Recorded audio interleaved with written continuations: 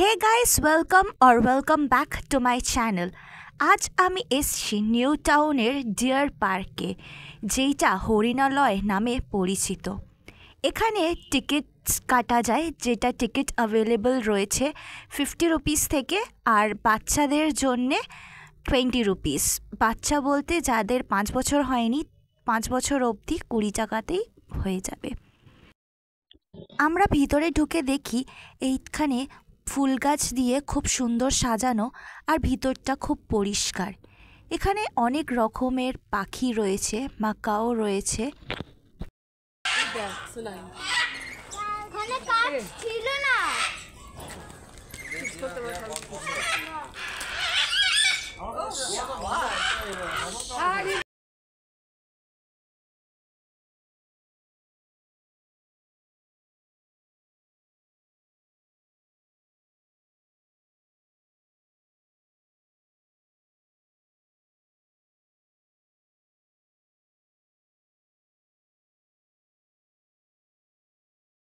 এখানে দেখো কি সুন্দর সারি সারি ফুলের গাছ রয়েছে এখানে পরপর।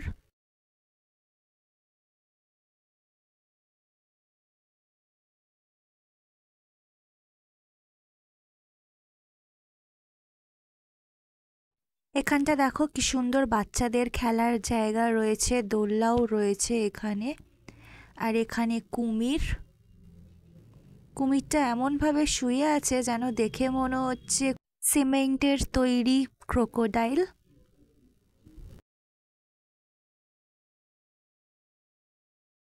ওই পারে আর একটা ক্রোকোডাইল শুয়ে রোদ পোয়াচ্ছে।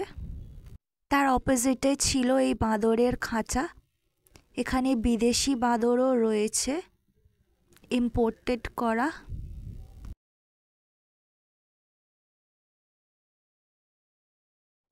এই জায়গাটা আলিপুর জুয়ের থেকে কিছু কম যায় না।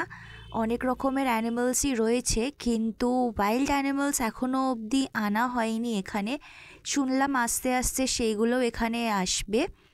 আর আর আলিপুরের যে জুটা আছে সেইটাই আস্তে আস্তে এখানে নিউ টাউনের দিকে শিফট করে নেওয়া হবে। আমরা হরিণালয়ে এসছি আর হরিণ দেখবো না, সেইটা কখনো হয় নাকি? এই দেখো কতগুলো হরিণ এখানে ঘোরাঘুরি করছে।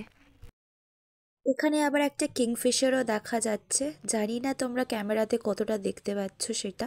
এখানে কতটা এরিয়া শুধু হরিণদের জন্যেই, আর এখানে এক রকমের হরিণ নেই, অনেক রকমেরই হরিণ রয়েছে।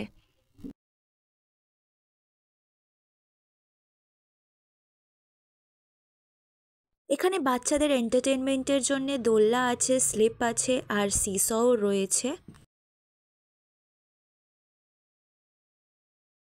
আর এই মিনি জুয়ের বাইরে কিছু খাবার স্টলস আছে, যেখান থেকে আমরা ফুচকা খেলাম। ফুচকার টেস্টটা অতটাও ভালো লাগেনি।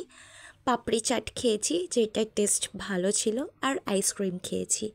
তো এই ভিডিওটা এত অবধি। তোমাদের যদি ভালো লেগে থাকে তাহলে লাইক করে দিও আর শেয়ার করে দিও যাদের সাথে তোমরা এই জায়গাটা ঘুরতে যেতে চাও।